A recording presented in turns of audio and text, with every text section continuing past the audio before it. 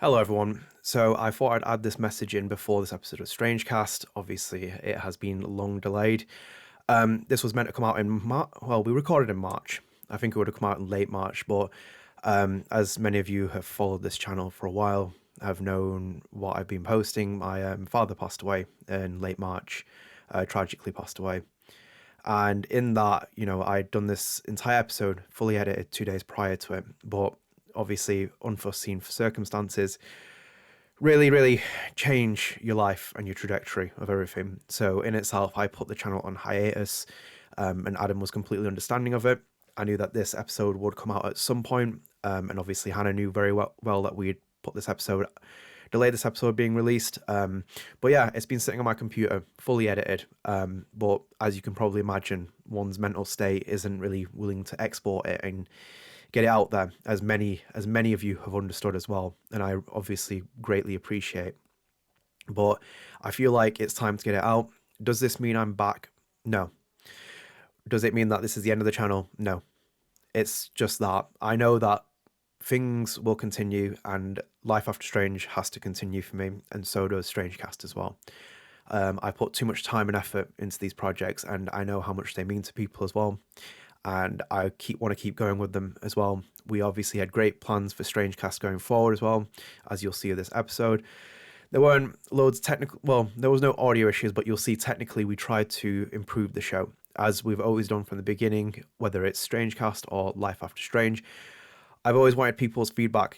I read every single comment on this YouTube channel, and when people have asked for it to be on podcast services, we put it on podcast services. When people have looked at saying, hey, you should move away from Zoom and look at other audio recording services, I've been, you know what, let's do it. Let's have a look at it. And we tried it for this one. The audio was much better, obviously. So in itself, we were always trying to improve the channel, and I think that will continue as well. But for the moment, I just can't sit there producing more StrangeCast episodes with my current mental state. Can I give you a fixed date when I come back? No, but I'm sure I will come back. I know that, and it might be sooner than I think as well. I have been speaking to Adam, and I think things will move forward at some point. But in itself, and I just wanted to say as well, thank you so much to everyone who sent me messages, the people who follow the channels, whether it's on Twitter, Facebook, Instagram, YouTube. The comments have been really thoughtful, and it's really helped me put a lot of things in perspective as well. And then also down to the other people who are involved in the series, people like Luke, Michelle, thank you for your messages. To the actors, Hannah Telle herself, Anastasia Davison sent me lovely messages. Erika, Mori, thank you for your email. That came in a very, really dark period for me, and it really helped uplift my spirits. And it's something I really held on to during that time. So it was really nice for all the support that people gave me for this, and obviously to Adam as well. He gave me a lot of support throughout the entire process. But as I said, this episode is coming to you now.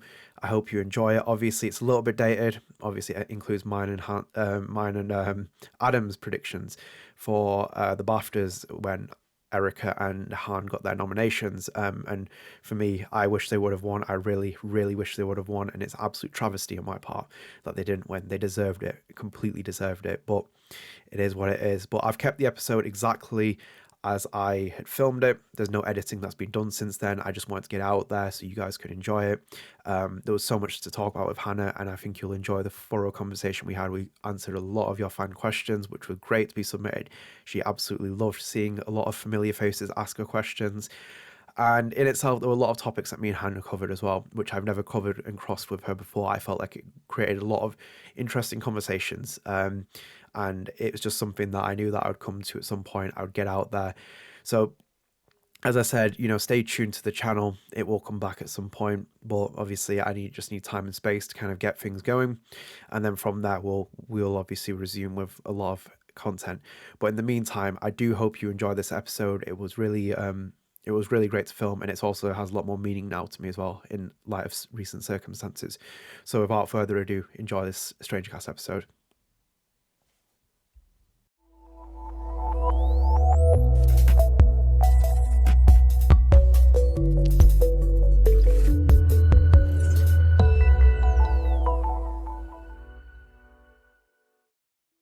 What's up, everyone? Welcome back to Player One versus the World StrangeCast, a Life is Strange podcast made by fans for fans. I'm one of your hosts, Adnan. My co-host Adam is here. Adam, how are you? Great.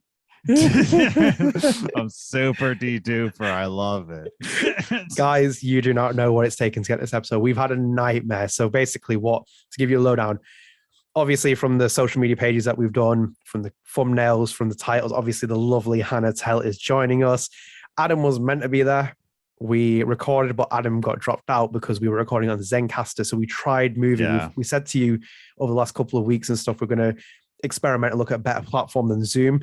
For some reason, Zencastr is not liking Adam. So we're going to try and over the next couple of weeks work out what that issue is that Zencastr has with Adam. But so this section is going to all new colored lights too. I got it all pretty and I wore a new shirt. I know. I was trying to look fresh for Zencastr, but dang. Yeah, absolutely heartbroken. And like, as I said, like it was so frustrating. Like that segment will be in Zencastr. So with me, Hannah, and Adam for the first 8 minutes or so. And then it'll that entire section is Zencastr. We're back on Zoom now. So we're recording everything back from Zoom, which is annoying. But as I said, hopefully the next episode 15, will have all Zencastr. Fingers crossed. We'll try and deal with that issue. But just a big shout out for Adam as well, guys. Send you love as well, because he gave up all his questions for Hannah. He only had 2 random questions in there that he asked Hannah, and he gave them so you guys could have more questions. I said to Adam, I was like, get some more questions planned. He was like, I want fans to get the questions in. So, give a big shout out for him as well. And his questions were Hannah loved as well, which he can watch as well, because he'll be watching with you guys because he wasn't there, right? Just to rub it in. So guys, like as I said, if you can help support the channel, it'd be really great. Give it a subscribe, like, comment. Most of my audience seems to come outside of YouTube, and the ones that I do come back from YouTube, big love as well. Always nice to see you guys coming back and forth. But obviously we're on 850 subscribers plus. It'd be great to get to 1,000. I've been trying to work on that for a long time, so it'd be a big help if you can kind of give it a quick subscribe. Obviously, we are on podcast services as well. So if you are listening through Apple Podcasts, any of the other Stitchers, Google Podcasts, you can listen audio only. We are actually on video now as well on Spotify. Yeah. So the YouTube video has now moved to Spotify. We got approved. I had no idea in the last episode. When I uploaded the last episode, Spotify gave us permission to upload it. So that one is actually video upload, and this one will as well. So if you want to check out the video version, you can see it on Spotify as well as YouTube. So I hope you enjoy listening. Obviously, Life After Strange is out as well. So we had Xenia Scott on, which is episode 29 in that series. Mad.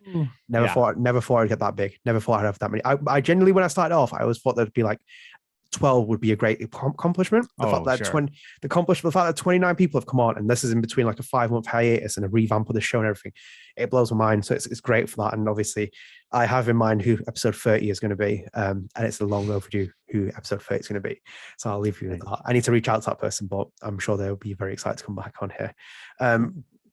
So like, as I said, that's happening. So we have timestamps. If you want to jump to Hannah's section, you can, of course, but obviously stick around. We've got one section we're going to put in before that because it's actually happening. It's big news as well. And we're recording this. What day we recorded? It's on the 17th of March. So we are recording. We are recording this well ahead of time because we were working around Hannah's schedule to get her on. And big shout out to Hannah. Big love. Always great speaking to you. Mad love.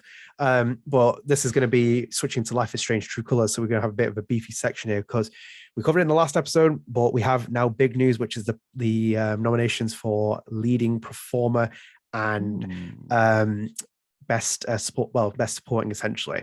So performer in a leading role, we have Ozioma Akaga for Deathloop. You'd think after pronouncing that 3 times in our failed attempts, I would actually get that right. Be more confident in it, yeah. Yeah, like we messed up the Zoom recordings and we're back on, Zencastr recordings and we're back on Zoom and I can't get these right. But yeah, we have Akaga for Deathloop. We have Jason E. Kelly for Deathloop. We have Jennifer Hale for Ratchet and Clank Rift Apart. We have John McLaren for Marvel's Guardians of the Galaxy. We have Erika fucking Mori, mate, for Life is Strange True Colors. Yes, get in there, Erika. And we also have Jane Perry for Returnal. So that's the best performer in a leading role. So obviously we go into the best performer in a supporting role. We have Laura Bailey for Call of Duty Vanguard. We have Kimberly Brooks for Psychonauts 2. We have Jason Cavalier for Marvel's Guardians of the Galaxy. Maggie Robertson for Resident Evil Village. We also have Han fucking Soto for Life is Strange True Colors. Yeah. And then we have Alex Wiener for Marvel's Guardians of the Galaxy. So interesting, all the nominations. Marvel's Guardians of the Galaxy have 2 in the supporting one. And we also have 2 from, was it Deathloop? Deathloop, yes, from Deathloop. Mm-hmm. So very interesting. Blows our predictions out from the last episode. Because I always said to you as well in the last episode, we didn't really have a gauge for the supporting ones. We had a gauge for like just it was always a performer. It just seemed to be Maggie Robertson demolishing her entire competition, which was nice. But obviously, this is the first clear indication where we have a supporting and a lead acting one. And obviously, my prediction was obviously going to be that Erika Mori would be struggling against Maggie Robertson. She's now out of Erika Mori's category. And I'll be upfront, I've not played any of these other games in this category. Not seen any of these other performances. I'm waiting for some of these to drop so I can pick them up. I don't have any interest in picking them up at full retail, but I am very confident that Erika Mori is going to win this BAFTA. Yeah. I don't care what anyone else tells me. Her performance is beyond voice capture. I am 100% now. I'm like 80% convinced that she can win this BAFTA. See, okay, so like I was telling you off camera that I've been playing Guardians of the Galaxy now. I finally got around to playing it. I'm okay. No, Adam. No. Dude, no. It's so good. The voice acting is phenomenal. Like, it's believable. That's the crazy part. I'm not trying to say Erika Mori did not do a good job, because otherwise, why would it be on the Life Strange, podcast? No, Erika Mori really killed it as Alex Chen, but holy crap.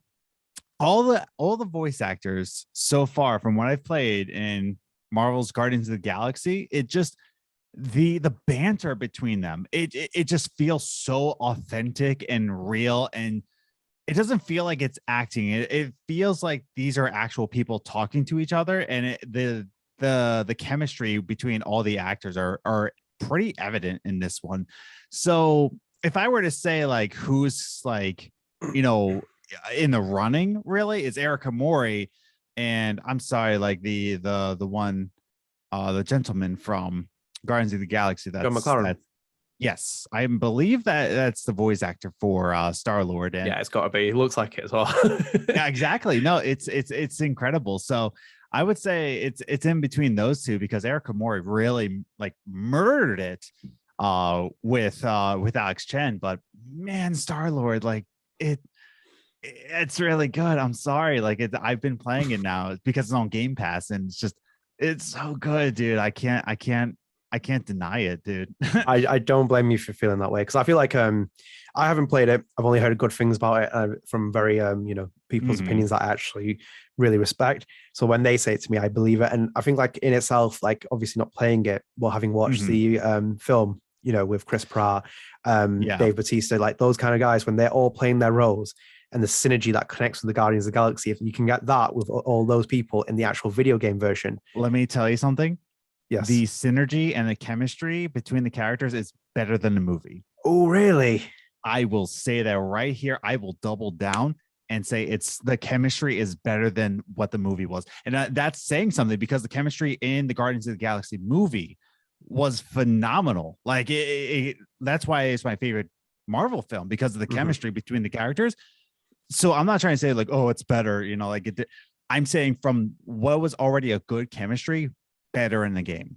I'm just like, it's so much so that I'm really okay. So good book nerd books. I like to read every night, and there's been a lot of nights where I'm just like, well, a lot, two in total. I'm like, I want to get through more Guardians right now. Like I'll put down Malcolm Gladwell. I don't really care. It's just like I want to play more Guardians. It's crazy, dude. It's a really good story, but not as good as Alex Chen, I will say. This is Erika Mori's moment for me. I can't. Yeah, no. If Erika Mori wins, I will be very, very, very happy. Because she deserves it. Like she very much, especially with her story upcoming into acting. It's an insane story. It reminds me of Rachel Zegler, who is starring in West Side Story, the new one, and her rise to fame, I guess, like into acting is fairly similar. But it's these two people who are basically rookies in the acting field, and they just murdered it. So if Erika Mori wins it, like I'm going to be extremely excited. All I'm saying is that like the Guardians voice actors are just so good. I'm sorry, like they're very good. I'm not even hiding my bias. This is the Erika Mori fucking show. This is Erika Mori's award. This. Oh, god damn it! Like as I said before, I'd really like Maggie Robertson. Lady Dimitrescu was a really great character. Shame that Capcom didn't really realize from like, I don't know, maybe like early, obviously the game was so far in development when the marketing happened for it. Well, self-marketing essentially, the first for Lady Dimitrescu was like real. I don't think they realized it because obviously when you play Village, like I said, she's not in it that much. And I wish there would have been an entire game where she was the main villain because that would have probably even made Village even better than it. It would have made it much better actually. I wasn't really a huge fan of it, but the Erika Mori story, I'm all for. Every single actor when the Life is Strange actor gets nominated, I'm always behind them because I feel like they do such a great performance. And not to take away from any of these other guys or anything like, they've done great moments. But her character, Alex Chen, is just like she's just so great. She's so great. I have my own criticism with True Colors and whatever, but like she is so unbelievably cool and also so fucking cool as well. I feel like I need to drop some spoilers, but she's so cool, Erika. And this is her story. This would be the cherry, on her story of like the fact that she wins the BAFTA, having come into acting, going to this game, giving the performance for lifetime, everything else. This is a career defining for her, like this role. It's such such a huge role, and I feel like it's in the same ballpark as like obviously our special guest later on, Hannah Telle. It's in the same vein as that. It's the same as Ashley Birch. Like Alex Chen's an absolute sweetheart of a character. So I feel like it needs to be Erika Mori this. I'd be pretty disheartened if she doesn't win. Oh no, I really hope she does, because I feel like if she does win, like I said, I only joked last week about like, oh, BAFTA's British, but like I feel like there's a lot more validity to a BAFTA win than a Games Awards win, like incredibly so. So if she won BAFTA, for leading actress, I feel like that's a lot of validity to a video game actress rather than Game Awards, sponsorship deals and all that. Should only be the third actor from Life is Strange to win as well. Because obviously, really, so Ashley Birch won one. Pretty sure Ashley Birch won one. Yeah, she definitely. She must have won one. If my memory is not serving me right, that'd be ridiculous. And obviously, Gonzalo Martin won one for Sean. Yes. But there's obviously nominations across the board as well, across a lot of the performers, which in itself speaks volume. But this is the one for me. Erika Mori has to win. She's like hot. I really hope so. I really do hope so. Yeah. I'm just pointing out how much I like Guardians, but I really hope. I'm really rooting for Erika Mori for sure. Yeah, I agree with you, because when you say to me like you like Guardians, I believe you as well. I know that you don't like saying it in a, "Ooh, yeah, you should play this." It's gonna be good, and it's gonna be. No, I'm just saying how much I appreciate the game. Yeah, it's very good. It swept awards, and I can see it as well. Like all the game majority. Well, I thought it was just being overhyped. I really did. I was just like, oh my god, here's another game that's being overhyped. A lot like Elden Ring. Like being overhyped and all that, and it's gonna be an okay game, but I'm on the train, dude. I'm on the train. It's really good, man. But do I like it as much as True Colors? I don't know. Like, I feel like I appreciate Guardians for being a really good game story, but I connected on a very emotional level to True Colors. Like, it was a very big connection. I don't feel that same connection as I do to Guardians. I just feel it's like, wow, it's a really good story. Like, it's really good, but True Colors has a very special placement in my heart, like, for sure. Oh, absolutely. And on a massive, derail for that conversation, I saw, obviously Luke from Dontnod Montreal watched that video, which I saw when I woke up. That was like early morning. I woke up, saw my phone, saw his notifications. I was like, oh. Also saw his quote about Michelle. I was like, oh, damn. I was like, I actually got that. I know. But as I promised him as well. He watches this, and I said Elden Ring's not that great. Oh no. I think I said a lot of things bad about Elden Ring before that, but oh no, he's gonna hate me now. But that was quite a nice moment for us as well, and we're gonna give a shout out. He's probably thankful that I'm not gonna be in a Hannah Telle interview now. He's gonna be like, oh, get this stupid American out of my system. But as I said to Luke, we'll have to give a shout out to Hot Dog Picks as well. Yeah, Hot Dog Man Picks. Hot Dog Man on Twitter is a very good account. We don't know who actually runs that account. Yeah, I'm not sure. It might be his cat Bao. Maybe. Yeah, it might be. I've heard it's some guy with a beard, but anytime I see a Hot Dog Man picture and it's with his cats, I'm like, okay, this is all I need for the internet. Thank you. Yes, it'll make your day. If you're a Life is Strange fan, please do follow at Hot Dog Picks. It is one of the Is it greatest just accounts. hot dog pics? It is I thought it was at hot dog pics. That is with the an, username. with an AWT. With AWHAWT. They're just looking up hot dog pics like, this is nothing like I want. No, you will find Hot Dog Man on there. So he is on Twitter. So you should definitely follow him. So I need to give that shout out in between this. So we'll get back to the actual conversation, the BAFTAs. Yes. I don't have much else to add to acting leading role ones. I don't really know much about the others. I have no interest in playing Deathloop, unfortunately. Returnal, no. I'm going to pick up at some point, but much later on. And same with Ratchet and Clank as well, Rift Apart. I know, obviously, what's the character called now? The one that Jennifer Hale plays. Everyone's buzzing about. It's the female. I think it's it's something quite you know what? I'm surprised that Ashley Birch didn't get nominated for Forbidden West. That's actually Did that not come out this year? You're right. Yeah, I'm stupid. I'm just a silly Billy. He'll go into the next year, and she should be nominated as well. Great. We love Ashley Birch. But that's a very interesting category. That's changed the dynamic of the BAFTAs for me.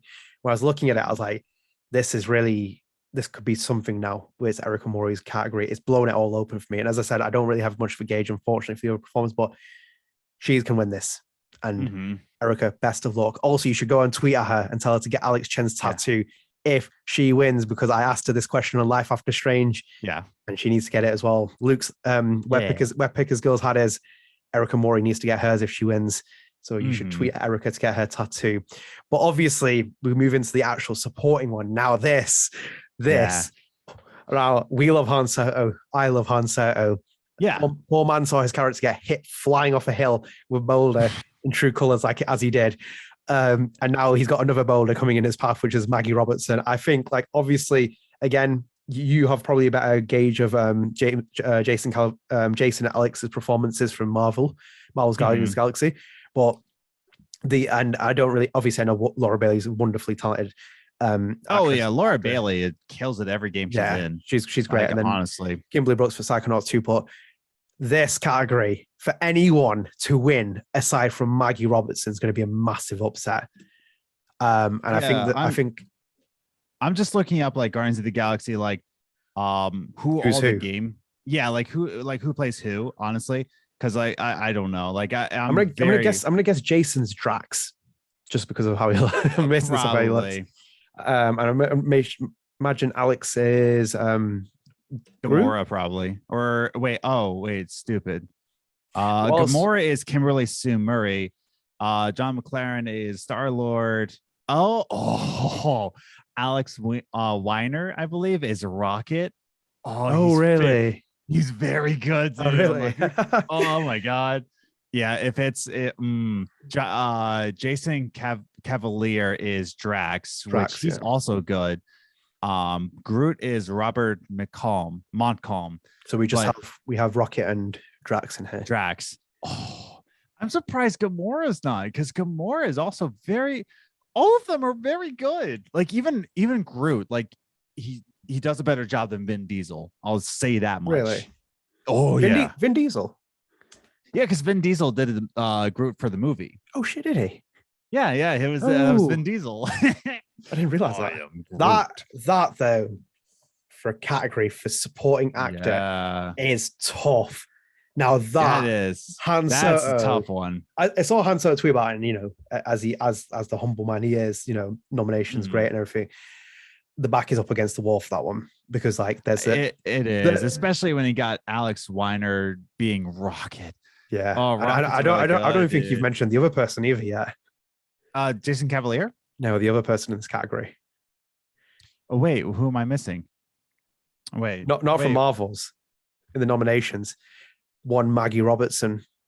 Oh, she's gonna win this. She can't. No, Lady Demetresque is the performance for her. Lady Demo who? Lady Demetresque will win. Yeah, it's tall lady, but tall lady did tall lady mania that was in the pandemic years. That's her thing. And she won game awards for. She won everything else. She won the Dice Awards. This is when she swept everything through Erika Mori. This is why I was convinced. You're right. This is why I was convinced that Erika Mori would not win the BAFTA, but this is where she's now in the supporting category. She'll win this. I would be shocked. I hope so. I would be shocked really if we do. came. I'd be shocked if we came back to this in a couple of weeks when we record StrangeCast and Eric was called Maggie Robertson's lost this. Like, I think Han Soto is a dark horse at this point. Because obviously, like I said it in my other episode where I was like, Katie would be my dark horse, and that is a big snub. I'm sorry, that's a big snub. I'm like, I don't know about Kimberly Brooks or Laura Bailey's performance, but come on. That's what I mean. True Colors should have got 2 nominations in this. They got it for Life is Strange 2, two nominations. And this one should have been 2 for True Colors as well. I just don't understand. Like, I know I'm not taking anything away from Gabe either or Han Solo because he deserves to be in there, but like Katie Benz really fucking stepped up in that role. Yeah, I'm just gonna say right now, if it's anybody besides Erika Mori or John McLaren, I'm no, surely not. Surely, I'm sorry, I don't believe it's anyone instead of that. Maybe Jennifer Hale. Maybe, I don't know. I didn't play Ratchet and Clank, but I've seen like clips of Rivet. You know, Rivet. That's the name. Yes, that's the one. Rivet. That's what she's called. Yeah, I've seen clips of Rivet. And you know, Deathloop, of course. You know, like here's the other thing: is just like these are all artists. They're very good at their craft. If I got nominated for, you know, if I got nominated for anything in the BAFTAs, I wouldn't want anybody to be like, "Oh, Adam Evalt, oh, he doesn't stand a chance." Well, hopefully they invite you to ceremony. Don't get you to record on Zencaster, because otherwise, that'd be the shortest acceptance speech in history. Yeah, I was like, I like to thank. Okay, bye.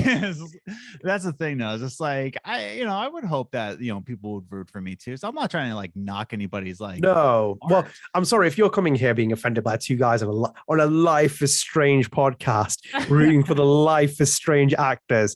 Well, you have some serious questions to be asking yourself where you're at right now. like honestly, so I'm not trying to like knock any of them as. No, it's never knocking. You're rooting for who you want. Like as I said before, like I hail all these performances. And I actually consider the BAFTAs to be with prestigious value compared to the Game Awards or any of the others. Like I think Dyson, probably the BAFTAs are the ones I'd really kind of like give any kind of really recognition for. More so BAFTAs, but in itself, like the nominations are very strong. I don't think they're as strong as like you take over because I'll read you this one. Yeah, no, like I don't think they're as. Man, I now I gotta remember the Game Awards. So the Game Awards, what would be the Game Awards? It was November. Yeah, it was like they just do one in they just do one category for every performance. There's no lead or anything like that. You know, it's just kind of like, okay, the Game Awards 2021, and I'm just looking for awards, bang. Best direction, score, best performance, Maggie Robertson. Yeah, that's the thing. It's just like, okay, I'm just gonna list the games, not the actors. Resident Evil Village, Life is Strange True Colors, Far Cry 6, Deathloop, and also Deathloop. So it's like 2 Deathloops, a Far Cry 6, Life is Strange True Colors, and Resident Evil Village. So it's kind of like, the big games, and it's just like they just kind of like, oh, we'll just throw in performances. Well, let me give you perspective on that because that's interesting you mentioned that, because I was looking up now, which is the BAFTAs. This was the 16th British Academy Game Awards, and it was 2020, which was obviously the year that Life is Strange 2 was up for nomination. So in the performer for a lead performer category, Gonzalo Martin won for Sean Diaz in Life is Strange 2. He was up against Laura Bailey as Kate Diaz in Gears 5, Courtney Hope as Jess Faden in Control, Logan Marshall Green as David in Telling Lies, Barry Slane as Captain Price in Call of Duty Modern Warfare, and Norman Reedus as Sam in Death Stranding. So that was the category he was in, and he actually won that category, which was probably the difficult one for me, in my opinion. Yeah, mad, that category. And in the performer and supporting role, Marty Suazola won it for Atty, the janitor in Control, which that game. But in that category, Jolene Anderson as Karen Reynolds, Life is Strange 2, Troy Baker as Higgs in Death Stranding, Sarah Bartholomew as Cassidy in Life is Strange 2. Aisha Lias as Fliss in the Dark Pictures anthology Man of Maiden, and Leah Sadu as Fragile in Death Stranding. That's a freaking harder category than the first one, I think, personally. Wow. And like that one, they just missed. I would probably have given Life is Strange 2 the nomination, the win in that. I think Whether Yeah. I think maybe if Cassidy had probably been in one episode, she would have taken that. Sarah, and I think in another year, Jolene could have won that for Karen because Karen's a great character, brilliant character. And Oh my god, yeah. the least Karen portrayal ever as well. Like if anything, like it's the most completely different, especially if you think about it in perspective now. But like that category, Gonzalo Martin won. That's what I always say to people. Like that is such a mad year that he won that. I don't think even he believed he would have won that. Yeah, it's such a big category. So you compare that to like this one. I think like for me, I think, and obviously again having not played, I've seen some of the performances. And taking your word, it would be a race between John McLaren and Erika Mori and probably Jennifer Hale being put in. I wouldn't consider necessarily the freak performances. Yeah, that's the thing. It's just like I would think it's between all those three. I want Erika Mori to win, but man, it seems like a tough category right here. It really does. And like I said, there's a lot more validity. There's a lot more, like you said, prestige for the BAFTAs, in my opinion. Game Awards is kind of like, you know, say like performance goes to I don't know, tall lady. Here you go, tall lady. Bye bye. It's just like then they go on to the next sponsorship deal. So it sucks. Oh, it's got to be harder category though, because like even with, it's taking nothing away from any of the actors. Like obviously Gonzalo Martins was a voice acting, Ashley Birch was acting. This is full performance body capture. And True Colors is like light years ahead of all the other Life is Strangers now, especially in retrospect when you look at them. And the web man, I always say as well, I always give him more credit than anyone else, and he fucking deserves it as well, because that game is so good because of the performance capture. I cannot take anything away from that man, what he did. And then he would even credit more so his performers who delivered, and they all delivered in so many ways.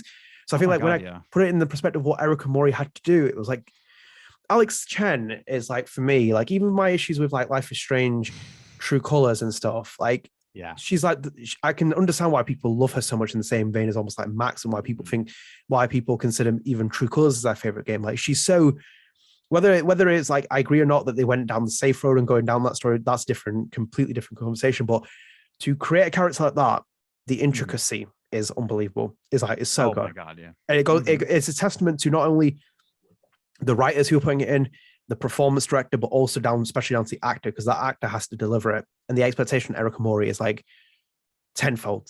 And I think it's like, obviously at time, like it's different for her not to know like what's going on, but like when you're in that position as a Life is Strange actor, the fandom expects something big. I was gonna say, when is the BAFTAs again? It will be April, I think it's 12th last time I checked or something. Okay. I've taken a big punt on that. I'm pretty sure it's April. Yeah, I'm trying to see how to watch. How to watch. Okay, so tell me when it is. What? Oh, announcing it. Okay, got it. So, okay, live streaming April 7th, 2022. I don't see a time, but it doesn't matter because it's in British time, and British people don't care about time now, do they? Because they go in military time. Oh, it's 1300 hours. Oh, time for tea. Oh, I'm glad that you missed out on Hannah Telle now. Wait, am I right? You guys go by military time, yeah? No, we go by GMT now at the minute, and then we go by British summertime, which will come out the end of the month. Well, like no, what I mean is it's like instead of saying 1 p.m., you guys say like 1300. Yeah. No, that's stupid. Hey, don't you say that. I think the fact that True Colors is spelled without a U that says everything for me. Like I detest that. But no, like those are very interesting nominations. They threw me. I remember seeing that. And I was like, this is really interesting. And Han Solo is the dark horse for me. I think so. I think personally, it's my bias, and obviously Marvel's Guardians of the Galaxy came out. I think True Colors could have had another nomination there. Specifically, Katie, even Anastasia could have actually been nominated another year. Snubbed. Katie got big snub. She got big snub. Yeah. I was low key convinced that she would get nominated. I just been like, she's been nominated for other things, hasn't she, in her past? Maybe a Golden Joystick. Maybe I don't know. Oh yes, Golden Joystick. I was about to say, she has been nominated before. I'm looking at career. Blah, blah, blah, blah. Okay. No, I'm very sure that she's been nominated for something recently, but nothing like of no disrespect, but like obviously like a BAFTA or something like that vein. Which is I think she should have got nominated. She should have. realistically. She absolutely should have, and that upsets me because like she did such a great job. Like, okay, arguably a much more emotional like role than Before the Storm was, and she was snubbed from this. Like, are you absolutely kidding me? She was essentially like as I always said, she was like the secondary sidekick. Essentially, she went from supporting to elevating to a supporting slash main character role. She had her own DLC for freaking sake. Like, she had wavelengths. Like, it wasn't even Alex Jen's DLC. It was actual DLC around Steph Gingrich. Can I just say something right now? I'm on katiebents.com. Like, it's her actual website. Yeah. And I'm like looking on her resume to see like she put on like what she was nominated for. I didn't think she would, but I was just curious. Special skills, beatbox. She put on beatbox, and I cannot stop respecting that. That's great. Karaoke and trivia host. Okay, like she's beatboxing. She's I respect the heck out of. Wow. Okay. Nice. Yeah, I was really hoping. I knew what she was nominated for, but I'm pretty sure a golden joystick. It's something along those lines. I remember she got nominated for something, but it was for, I believe it was for True Colors as well. Pretty sure, yeah. But yeah, that's big stuff for me. I think BAFTA like dropped the ball on that. I know they obviously like it's two for Deathloop, 2 for Marvels, but in the supporting one, definitely I think Life is Strange should have got another nomination in there, and I think Katie should definitely have been up there for it. And I know we're like only talking about 2 main games right now, but those are the games we liked and we played. Yeah, I can't really give much more context in the other game. Obviously, I think like ironically, like the year that Gonzalez played, I've know a lot more of those performances, if anything. Yeah. Easily know like a lot more of them. They were like a really stellar crowd of them. Some of these games just don't appeal to me. I have no interest in Deathloop. As much as Sony wants to force that market on me, I have no interest in that at all. Not at all, no. But yeah, I hope we'll keep an eye on that. Fingers crossed for Erika, Mori, and Han Soto. We are rooting for you. We hope you win and bring back some awards for Life is Strange True Colors. So that's that for this segment. And we are now going to cut into our main segment, which ignore Adam just because he was there for 5 minutes and then he's gone. But yeah, it's going to be it's going to be a bit edited, and obviously as Adam will be there for a couple of minutes and then we'll disappear, unfortunately. But yeah, I hope you enjoy this special interview with none other than Hannah Telle. Okay, so hey guys, if you are jumping from a timestamp, you obviously know where you're coming from, but obviously listen to the early part of the podcast if you can. Our guest, she's been all over our social media accounts. She's probably in the thumbnail. She's in the title as well. I don't need to give her any more introduction because you know her so well. We have the absolute pleasure of working on none other than Hannah Telle on our podcast. Hannah, welcome. Hi, thank you so much for having me. No, absolute pleasure having you. Obviously, people love you. Everyone loves you. And I feel like with where we're at as well, like, I had a very interesting experience of having interviewed you, like when we first spoke, when just before episode 5, Polarized was coming out, and 7 years ago, and very different time. And obviously we spoke 2 years ago when you helped me launch Life After Strange. That's 29 episodes in, very different time in your life again. And even only 2 years from there, we're coming back on here, and I feel like you've gone completely down a different road again. Like, so much stuff has happened to you. So I will start off first with congratulations on finishing your degree, neuroscience. I saw the pictures. I think everyone is proud. I think Warren is more proud than anyone else seeing Max go down the inner science route, channeling that passion.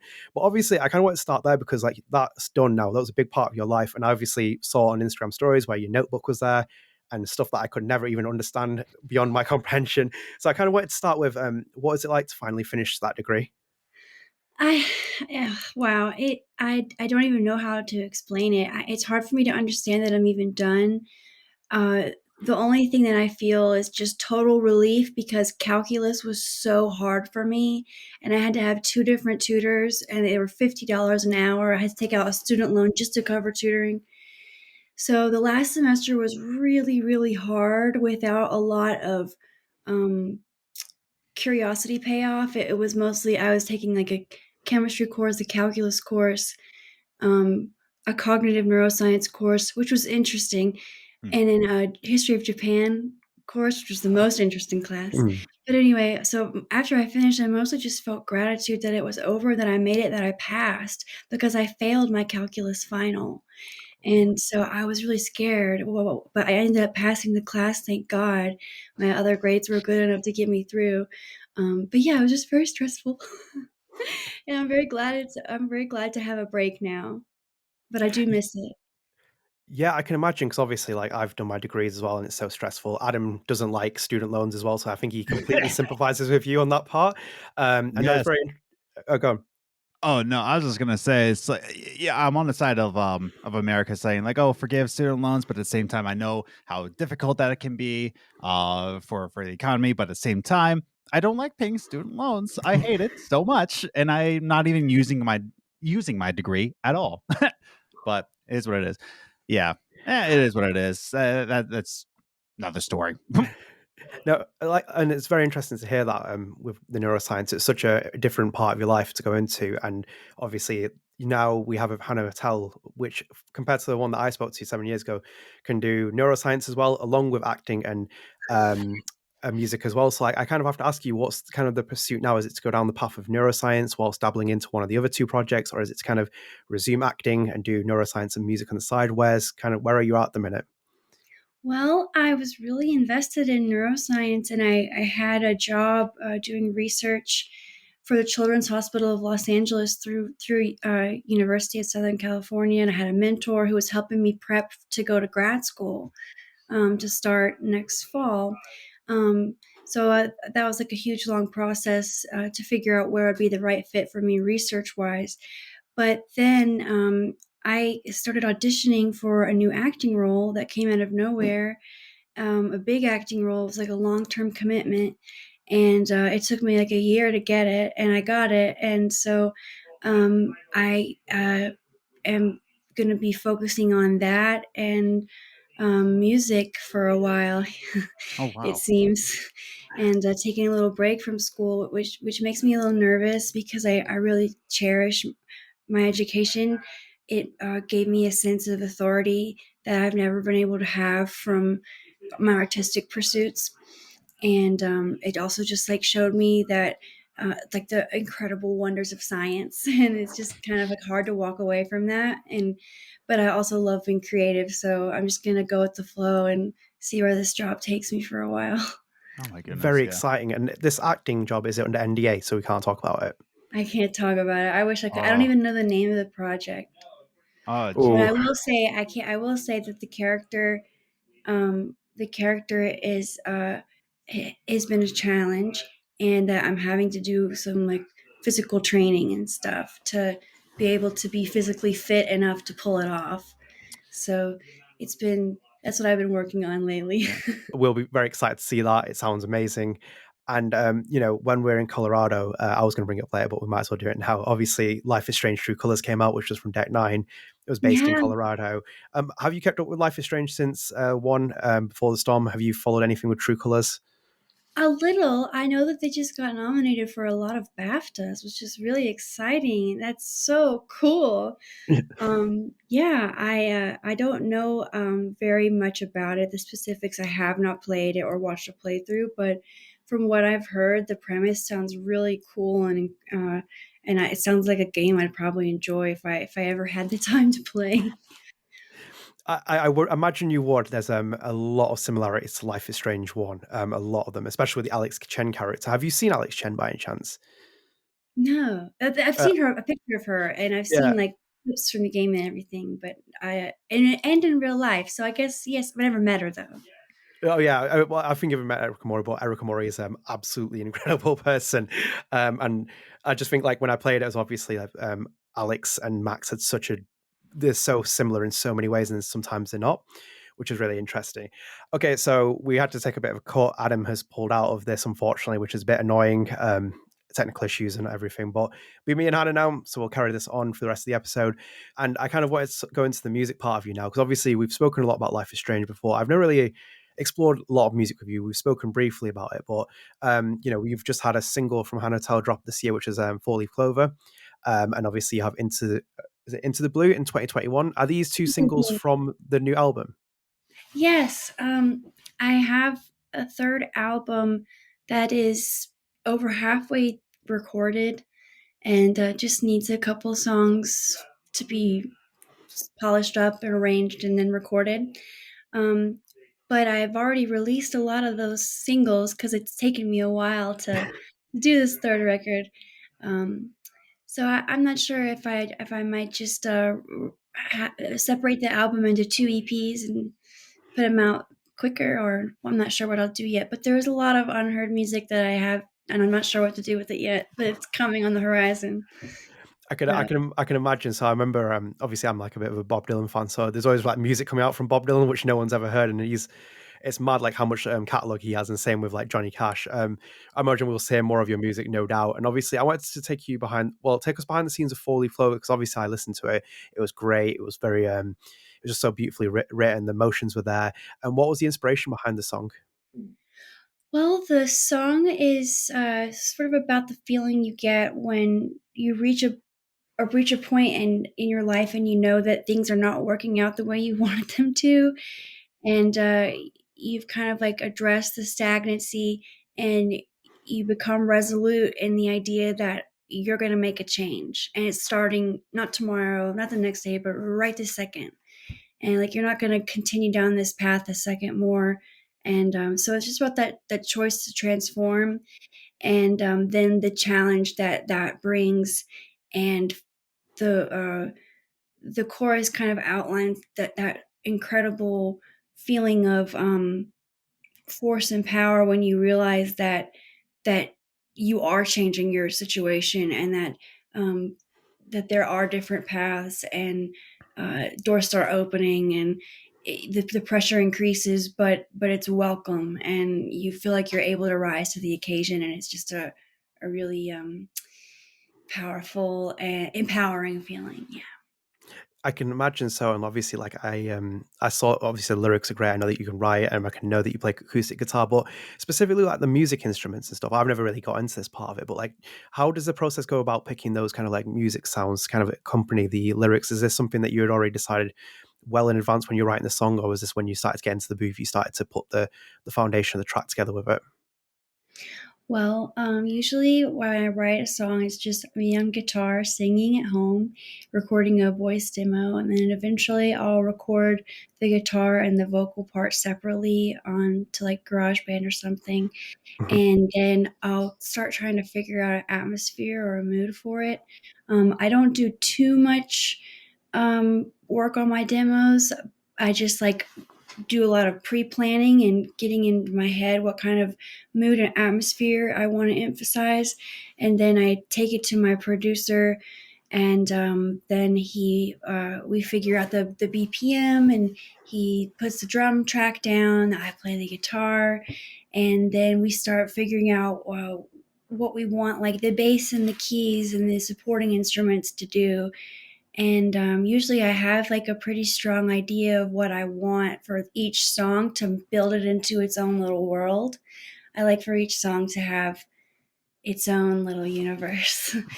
And so, yeah, that's usually how it goes. And I add stuff up onto the end, not it, and drive my producer crazy, making edits and being a perfectionist, and so it takes some time.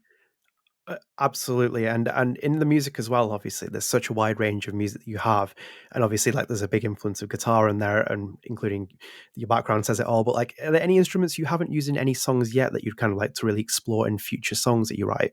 Oh yeah, definitely. These are instruments I just don't have access to, and in the past I've used like samples of them on songs, Mhm. but I've never been able to have them really recorded in a fresh original way. And so that would be a sitar and an oud. I think it's called an oud.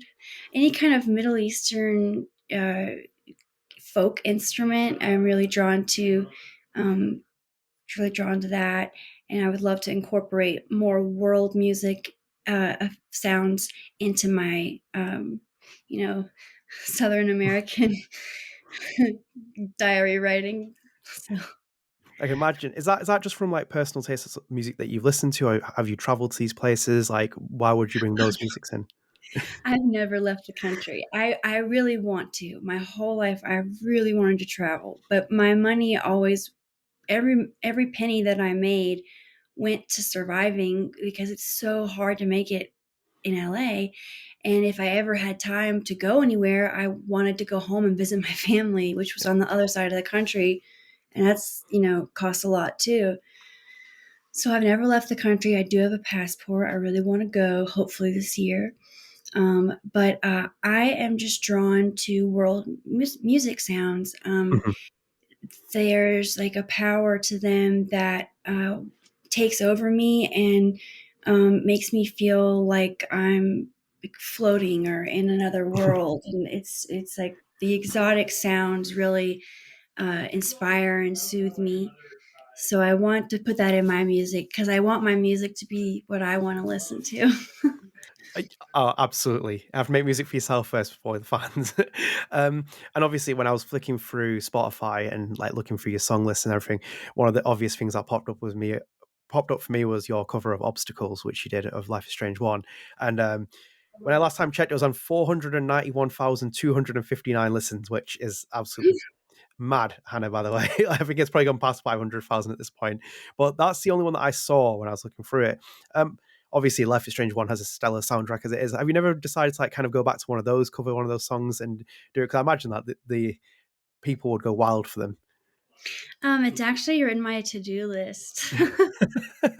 I don't know which song yet. I'm gonna go back and re-listen to all the soundtracks and figure out which song I think would be most meaningful to me, and also what would work well with my abilities. So that is on the horizon.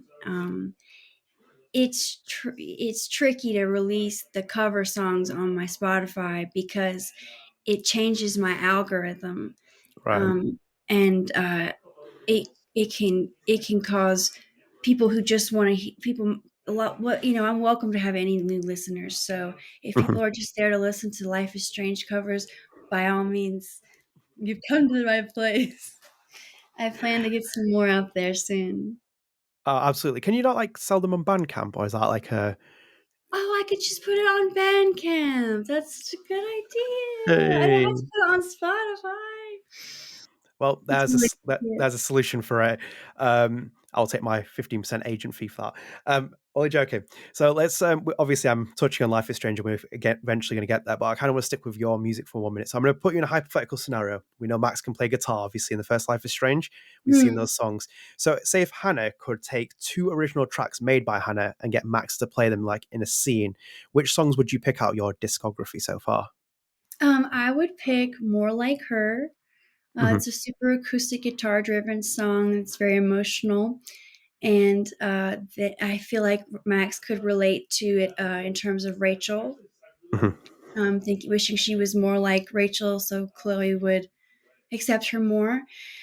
And then the other song I thought about was Rather Be Alone.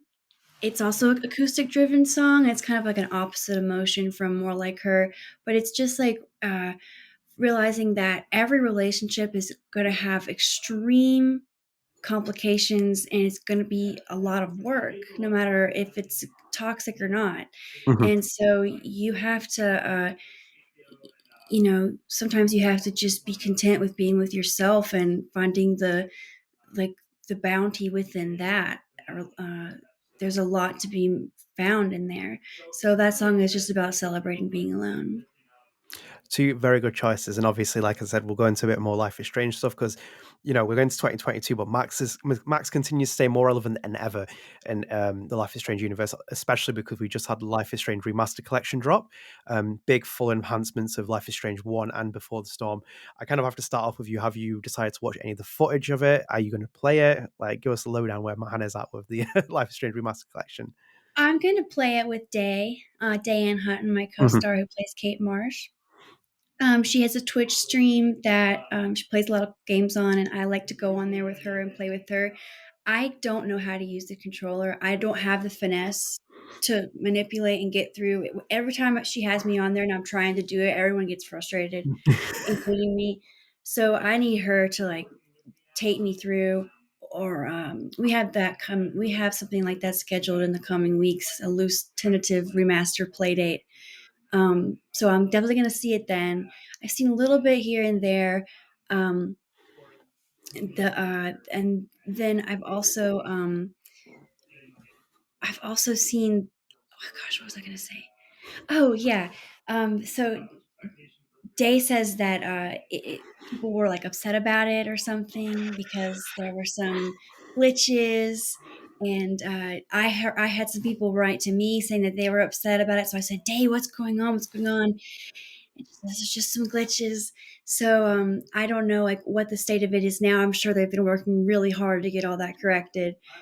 I'm sure it's a really big job to like remaster a whole series, but yeah, Mhm. what have you heard?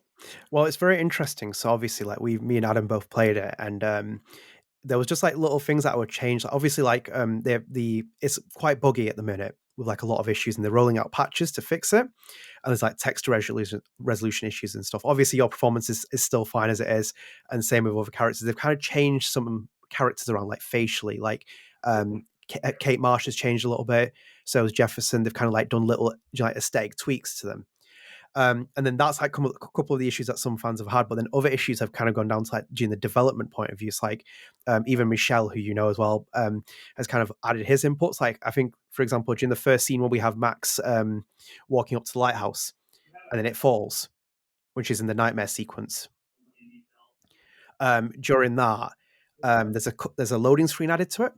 So like in itself, it kind of like ruins that moment because when the lighthouse falls, obviously Max wakes up in the classroom and she's like, like, what's going on? They've added a loading screen in there, so even like Michelle's a bit like, wait a minute, what's going on here? Like we spent so much time to get that loading screen out of it, and you've put a loading screen in it, kind of like affects the narrative essentially. Loosely interpreting his words, but like it's along those lines, and we kind of like discussed that in our review episode if anyone wants to watch it. So there's just like a lot of issues here and there. So I enjoyed parts of it, which I'll kind of come on to my next question. We'll kind of like loosely around that, but there were just like a lot of other issues, like quite buggy, kind of like little couple of changes that are kind of like a bit strange. Like there was some good things, like in the junkyard, you can now find 7 bottles instead of 5. So they've made it a bit easier for you in case you couldn't find the bottles in the scavenging sequence. So it's kind of like a couple of nice touches, some um, certain issues that are a bit different, and then I think a couple of them as well included the first Life is Strange having the credits removed and then putting it into the main menu. So like you would finish an episode and it would go straight into the next episode and not give you a credit roll, which is a little Mhm. bit strange. And it was a bit like, this is a bit. It's just I think like with it as well, it's Deck Nine doing a Dontnod game, so it's like where you have a fandom that's very like divided in times. You kind of like it's going to cause a little bit of an issue. So I've heard mixed feelings, and I think Dave's right about that. I think you'll see a bit more of it, but I think you'll be impressed because like the next thing I was going to talk about was and I know you haven't watched all of it, but like one of the criticisms that I leveled at Life is Strange back in 2015 as a review, and a lot of other people did, was lip syncing.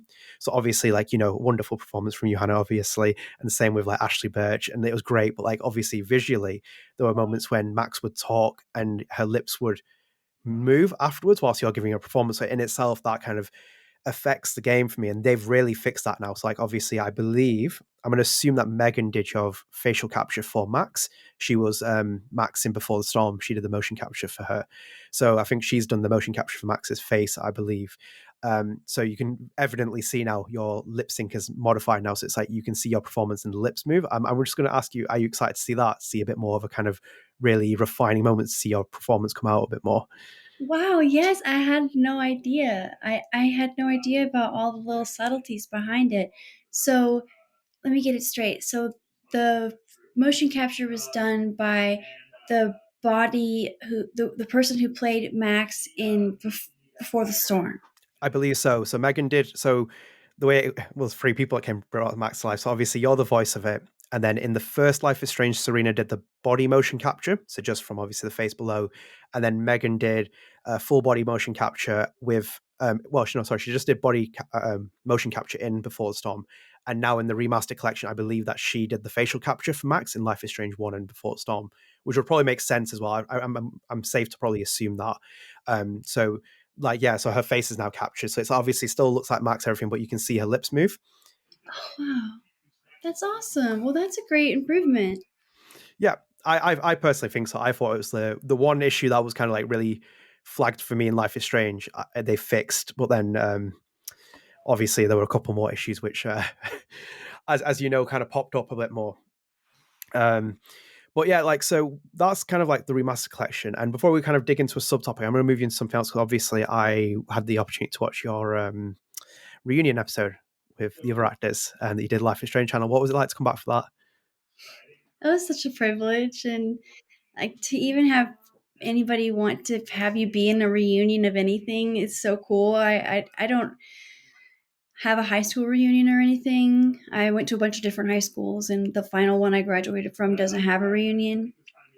It's an art school, so everybody's all over the world, and so I never got to do any kind of reunion thing, and it it made me feel really special, like we were some hit TV cast.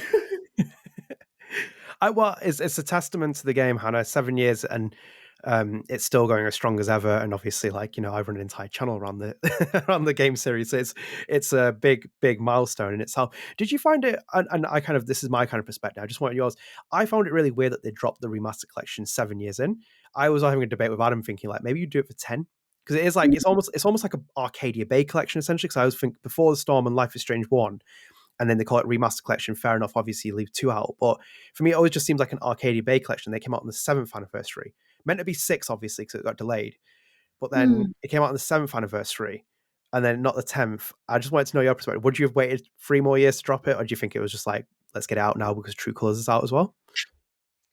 You know, they're a business and they have some kind of plan behind their marketing and what they roll out and when, and we can only guess that like they have more to come that I don't know, but I'm assuming that they have something they're up to, so I'm excited to see what it is.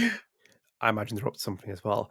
So I'm going to bring it into a bit of a subtopic. So obviously it's kind of bouncing off of the lip sync and stuff. And I kind of wanted to see a bit more different perspective because obviously we know Hannah's now going through neuroscience. I was looking up neuroscience. I know that neuroscience, you know, you kind of focus on the brain, its impact on behavior, cognitive functions, but also neurodevelopment disorders. So obviously, when I was looking up, I realized that ADHD is definitely one of those kind of things that you can look up in neurodevelopment disorders.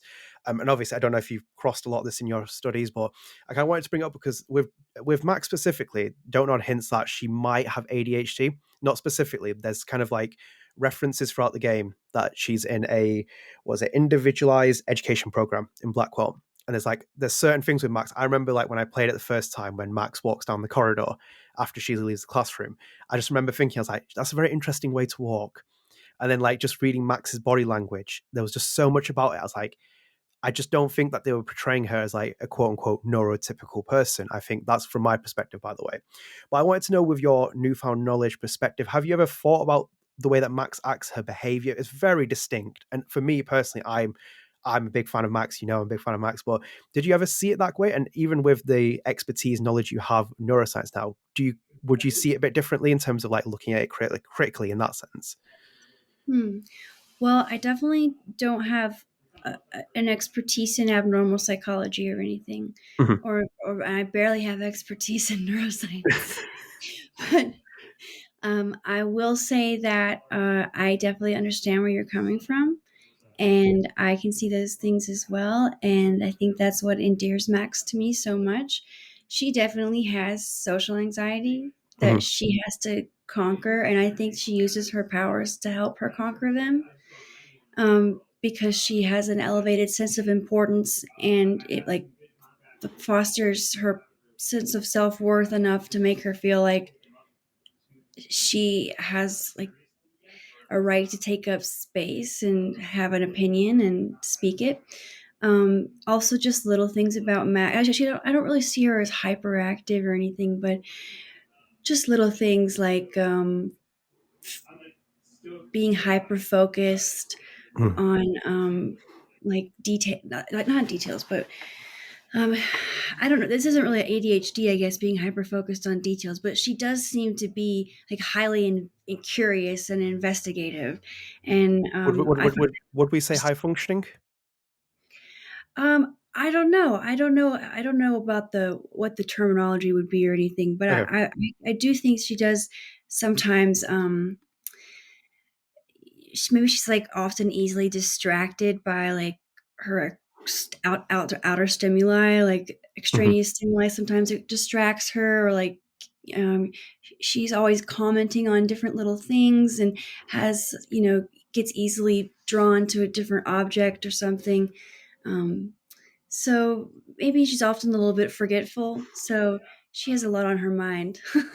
So I feel like when she's in class, she's not fully paying attention to her lectures. She has like a lot of other things that are running through her head that she can't ignore. And so she's sort of removed from all of her social interactions.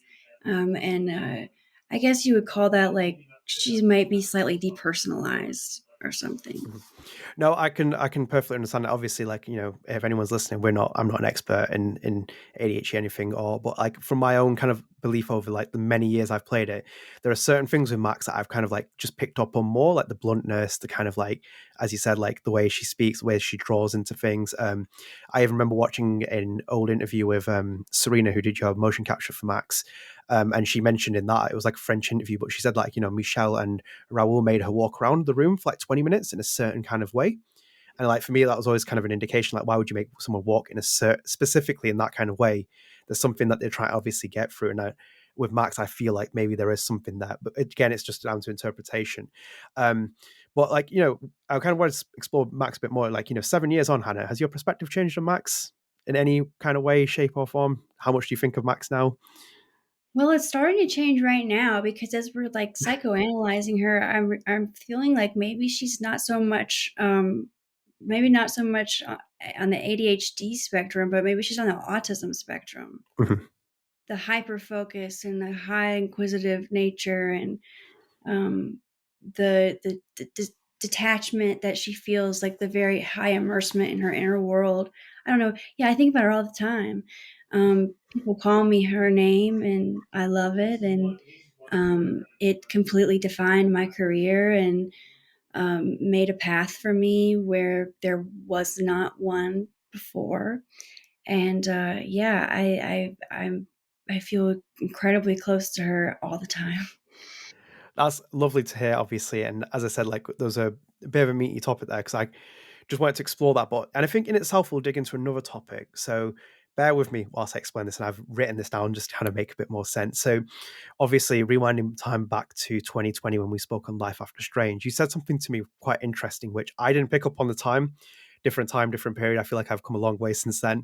But someone else picked up on a Twitter clip and it went out there. People were watching it because they were like, it's a very interesting perspective for you to give. So let me take you back to it. I was talking about Max's representation to you about Life is Strange Before the Storm. And this is a direct quote from you. So bear with me. It said, I didn't dive too deep into Before the Storm because I read a bunch of stuff about how ellipsis, Max isn't portrayed in the best way. I don't know. I feel like it might make me sad, ellipsis. I'm very pro Max, and so I don't want to take it personally. Whenever people are like, Max did this, but you don't understand. She didn't mean to. She had good intentions. Her heart was in the right place, but nobody's perfect.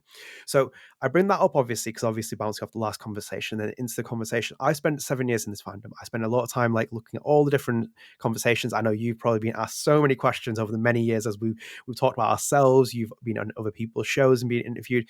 But one of the reoccurring themes that I've always found is toxicity in Life is Strange, specifically the game, because there are three very interesting characters in that game. So obviously Rachel, Chloe, and Max.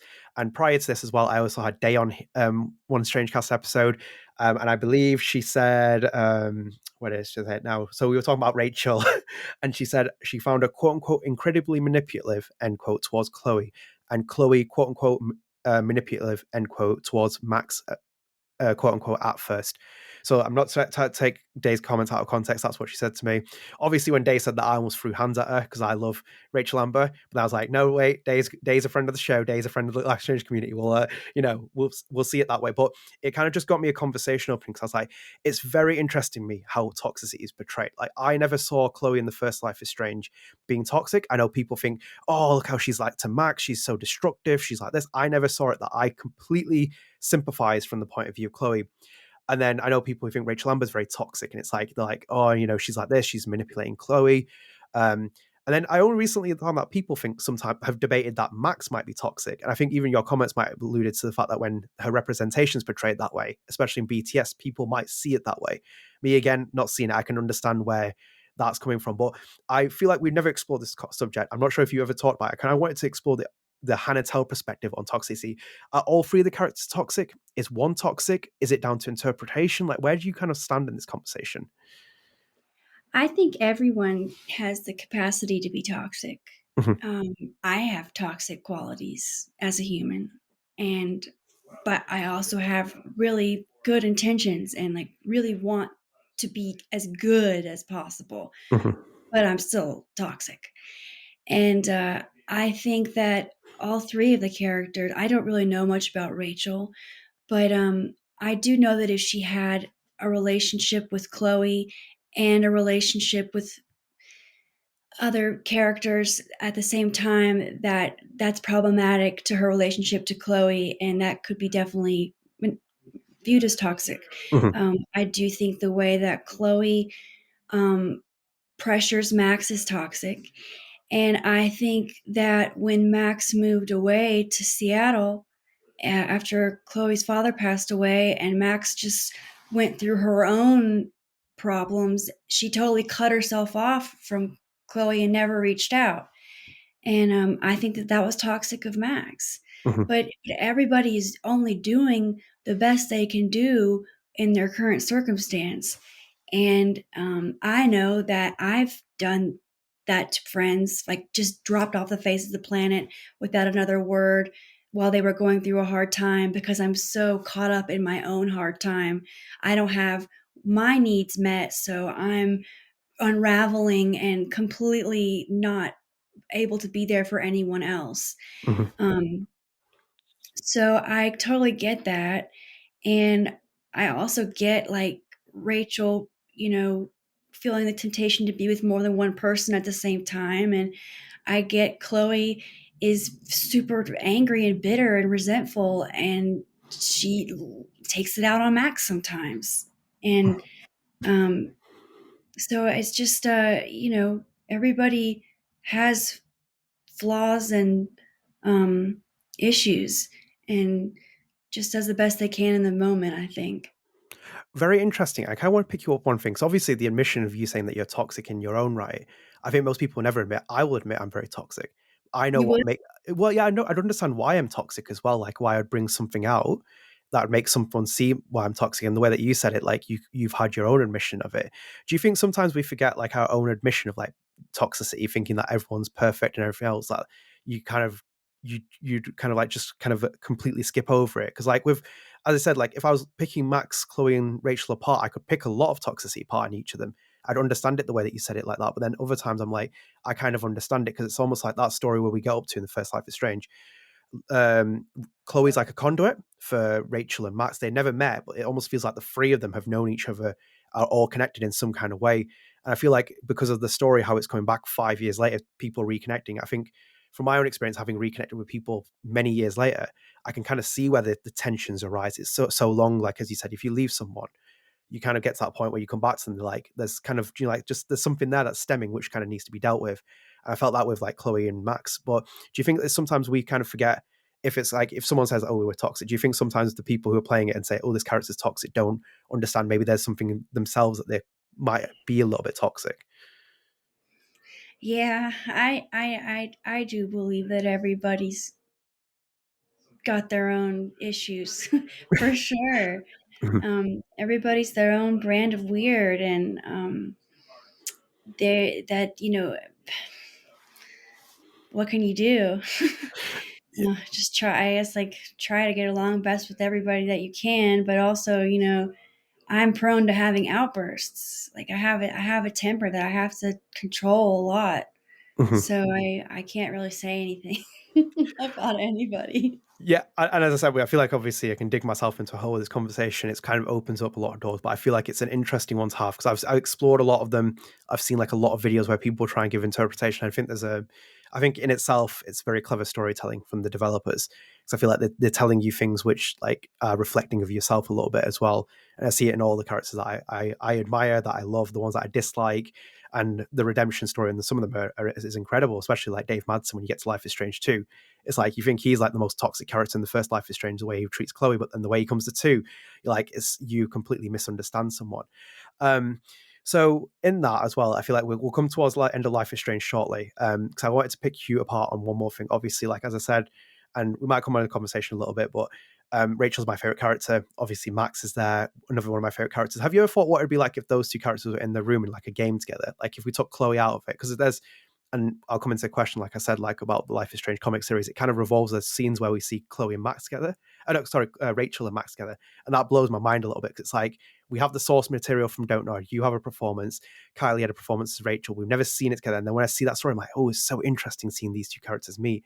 Like, what do you think? Like the vibe? Have you ever thought about that? What it'd be like if those two characters connected? I have not thought about that, but when you mentioned it, I started getting a sense. Never mind. Sorry, I was gonna make a reference to a popular television show, but I'm not gonna. Oh no, go for it. Go for it. It just what popped into my head was, Euphoria. With have you seen that show? Yeah. With Rue and Faye in the back seat of the car, where they start out like a little bit distant from each other, and then they sort of get along a little bit, but they also clash, and it's just like a very funny little combination. Mhm. I feel like it would almost be like that. Just because I feel like at first they would be like not sure how to interact with each other because they seem to be very different. And Chloe and Max were very different, but they had their childhood as like a bridge between those differences. But there's no like solid connection between Max and Rachel, and I know Max would feel insecure and like a little bit like uncertain around her, like, and Max might like perceive there to be Max might perceive that Rachel thinks she's a threat in some way, but she doesn't want to be a threat in any way. And but Rachel is just like thinks Max is like kind of like a twerp. So I'm not sure. I don't know Rachel that well. I just know that she's really cool and sexy and like hip, right? Or is Yeah, very hip. It's like I think that it's always that conversation where Chloe's like, your character Max is where she's like, would I be friends with Rachel? And then Chloe's like, yeah, you'd get on. But then it's like Chloe's saying that as just the fact that she loves Max and then she loves Rachel. So it's like she doesn't understand the two people she's talking about, and they do seem very different. But then obviously in the first Life is Strange, we even see the moments where like Max is wearing Rachel's clothes, for example. So it's like how different are they, how similar they are, and in the comics as well, it's very interesting to see that perspective. So obviously I sent you like a lot of the stuff before we were talking about, but I'm going to insert 3 questions in here, but a bit interesting, and I kind of want to stick with Rachel and Max here in itself, which is, I think we might have talked about it before, but the dough is a very debated thing. Like I always kind of get very, because obviously the dough in the first Life is Strange. The dough? Yeah. Do you know what Spirit? Oh, I'm sorry. I thought you meant dough, like No. like pancake dough. I was like, what? No. The deer, of course. Yeah, sorry. Yeah, if we go into dough, we'll be getting very philosophical. We're going to go to the deer. Let's call it a deer, actually. There's always a debate about whose spirit animal that is. I find it very difficult, like where it is myself, because people obviously say like it's Max. She's wearing the shirt. It seems quite obvious it might be hers, but then at the same time, the deer is taking you to your Rachel's grave in the game. It's like there's so much like you can kind of connect with her a little bit. Do you think they share the same spirit animal, or are we going to claim that as Max's spirit animal? Well, I don't know for certain, but for the sake of my performance and like my take of the show, I would say that it's Max's spirit animal. The doe is so similar to Max. They're skittish and shy and afraid, but also brave when they're having to protect something they love, and they're like innately feminine and delicate and gentle, and they're not carnivorous, and I just think that exemplifies Max in a very strong way, and I feel like that her spirit animal appears to guide her where she needs to go and to empower her along the way. With like the spirit of the doe, it's like a quiet, understated confidence, but also an extreme caution or something. That's the doe's essence, I guess. Very interesting perspective. I still fight with people on this. I'm still torn on it myself, but I would have to lean towards Max being the doe as a spirit animal. One more thing that I'm going to ask you as well, which is going to be, we spoke about this before. Obviously, you said you'd love to sing as Max, and I think like in itself, I think more perspective adding to it. I've played Life is Strange: True Colors. Obviously, we see Alex Chen sing. She's very similar to Max. I think the more you watch it, you'll kind of see there's so many eerie similarities between Max and Alex Chen. But I was going to ask you, why do you think they don't let Max sing in the game? Obviously, I can't put in the developer's perspective, like Michelle or Raul's perspective about why they did that decision. But why do you think that they decided to go for just having those moments where Max plays the guitar acoustically rather than having any singing there? I guess that they just didn't see her as like the spotlight seeking singing type. Mhm. I don't know. I'm not sure about that. I would love it if they would. I would love that. Well, we never know. We might see an older version of Max who plays guitar. Who knows? You never know. So we'll the last Life is Strange question has to be obviously you're going on Days stream. You'll be watching playing through Life is Strange. What's going to be the scene that you're looking out forward towards the most? That's in remastered glory. Well, me and my scene with Day. Well, yeah, I should have expected that. Watching it together, and I loved making that scene with her, and I love Day.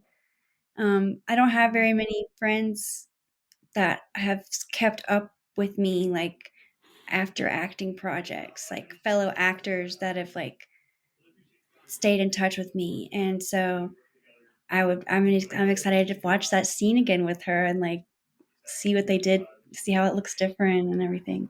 Solid choice. Fair enough. And as Day is a great person as well. So before we move into the fan questions, I'm going to give you Adam's questions. Unfortunately, he wasn't here. And if you are listening as well, Adam sacrificed a lot of questions here so we could get fan questions in, which is a bit weird because I said to him, I was like, Hannah's on, ask her any Life is Strange question you want. And he gave me two of the most random questions ever. And he was like, I want fans to ask questions. So, it's Oh, he's completely selfless person. So he asked Hannah, if you had to learn an extreme sport, skateboarding, BMX, inline skate, snowboarding, etc., what would it be and why?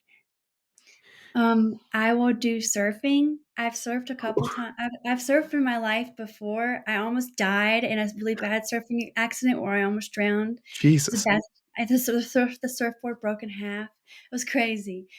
So I'm not good at surfing. I'm bad, but I love being out there, and it's incredible. And I'm scared, like screaming the whole time because I think something's gonna come up and eat me.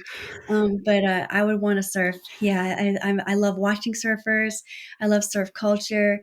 I think it's so cool, and I wish I weren't so shy and scared of the ocean.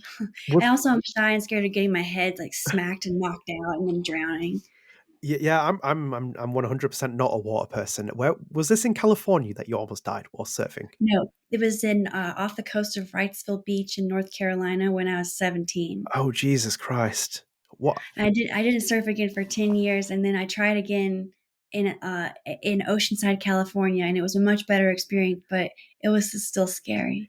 I can imagine it's terrifying. Like I said, I stay away from water. For me personally, I'm man, I stay on land. That's where I stand personally. So he had to ask as well. The next one was, what would you say is your favorite book or books you've read in the last 5 years? Oh, my favorite book. Well, I had to take. I had a 3 semester language requirement for my degree at school, Mhm. and I chose French. And I fell in love with French. And this time last year, I was reading L'Étranger, The Stranger by Albert Camus, and we were reading it in French. And so that was my first time reading a novel in French, and I just felt like it was just crazy to be reading in another language. It felt so cool. I, So that's my favorite book. Very good choice. And I imagine Adam is watching this. So, Adam, your questions have been answered by Hannah. And as I said, very selfless man to give up a lot of his own space to give the Thank questions. And you. so obviously, Hannah, like questions from Life is Strange fans, there were so many. I apologize if not all your questions are in here. I cut some out because we've already covered them in my Life After Strange interview of Hannah. Also 7 years ago when I interviewed Hardcore Gamer, they're all there. So I've kind of cut some out and then I've fused some of them together. So like I think more than one of you asked the same question. So obviously, apologies if your question is not read out, but there were a lot of them. And I feel like Hannah would be here for hours if we're answering them. So we had to kind of streamline them. So we're going to start off with Stanley Zabranak, I'm going to say, from YouTube. And Hannah, this actually isn't a question, but I'll read it out for you. So it's actually, hi, I have no question. I just want to say thank you. You and Max gave me something I've been missing in my life. So I wanted to start off with that. Thank you. Perfect. So I'm going to move on to Adam. Adam watched a lot of my videos. Shout out to Adam as well. Thank you for this question. So it's Hannah, I just want to say you are awesome. I have two questions. If you and Max were to form a band, what would you name the band? And two, which is a very controversial question, do you like pineapple on pizza? Number one, I would call the band Blue Butterfly. And number two, I love pineapple on pizza, and I prefer it with black olives. Oh, it's killed me. It's killed me, that second part. No, very good shout out the band, though. That's a great name. Great name. So we're going to go to Eruptor on Sticks and also at Twitter. I'm sorry, and Ashley Haley asked as well on Facebook. So it's, how did it feel playing Max? It felt really exciting, really scary, really challenging, and insanely rewarding. Very perfectly put. And obviously, I'm going to take another question for Haley, which was, it kind of added on to that was, would you ever want Max's power?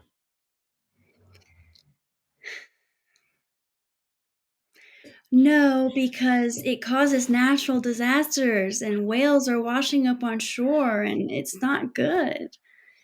No, I wouldn't want that power. There's other powers I would want. Oh, I don't know.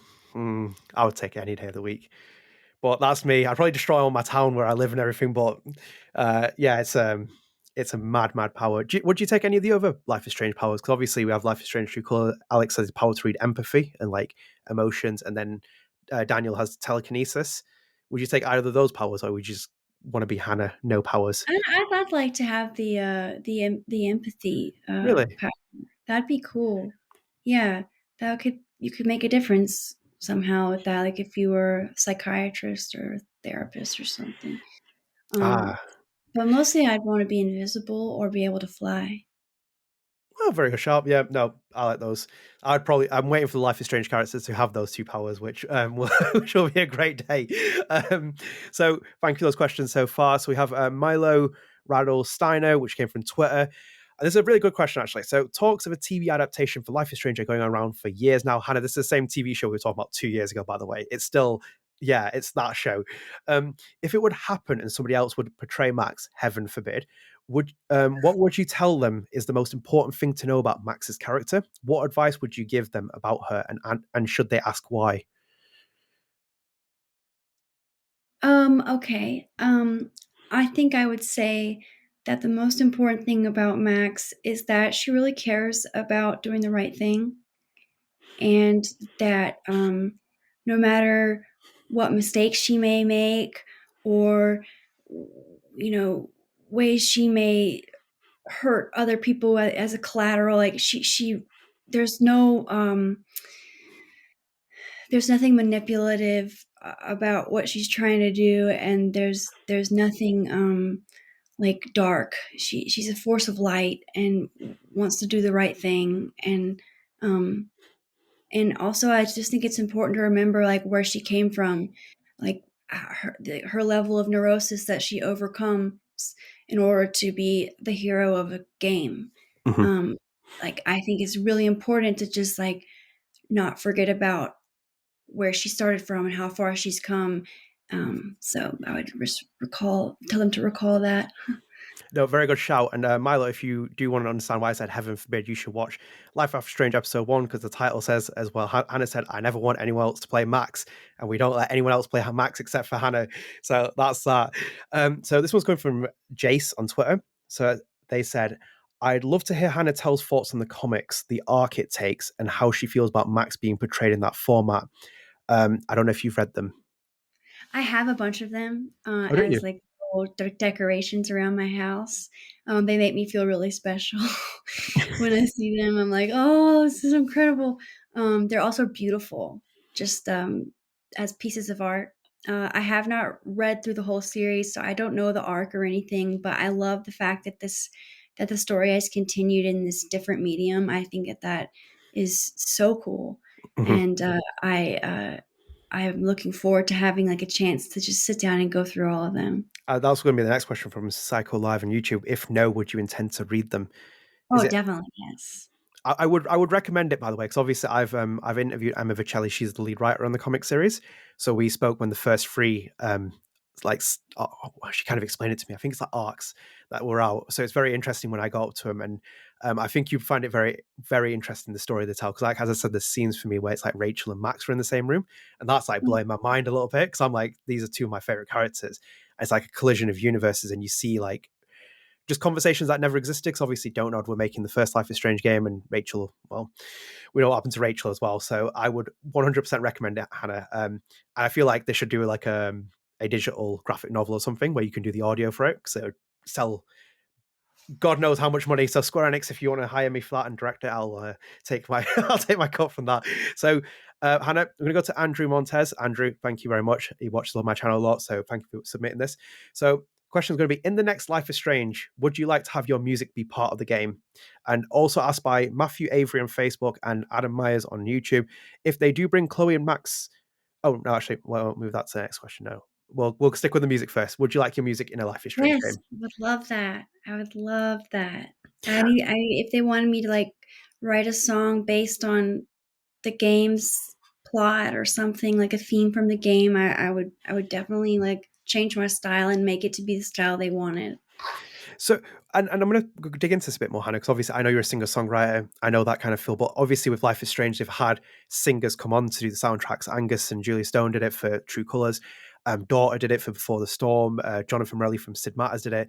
Is that like a dream to compose music as well? Because you'd be able to compose specifically original songs for a game. Yes, it's definitely a dream for me to be able to focus on music 100%. Mhm. I really wanted to go back to school and study music, but I felt like I needed a career option that wasn't arts based. So if I were ever in a situation where I was hired to compose music, I would definitely need some help from people who have music theory knowledge. But I would love to be creating on that level. That would be unbelievable. It would be great. And adding on to that as well, let's put a hypothetical scenario. Say if you became the composer of a game, like let's say it's a Life is Strange 5 or something, you became the composer of it, and you already have, you have your loads of discography songs. Would you put any of your songs on that soundtrack if you had the choice, or would you decide not to put any of your music on there? I would. Okay, I respect that. Yeah. I respect that completely. I've seen loads of musicians do Was it before. fitting. Yeah. If it was the right fit for the themes and the plot, then absolutely. But if not, then maybe not. Yeah. Okay. That's what I thought I'd just ask. So we're going to go into Matthew Avery from Facebook and Adam Myers from YouTube, which they combine the question again. It was, if they do bring Chloe and Max back in the next Life is Strange game, would you reprise your role as Max again? I think I know what the answer is, but Hannah, what would be your answer? A resounding yes.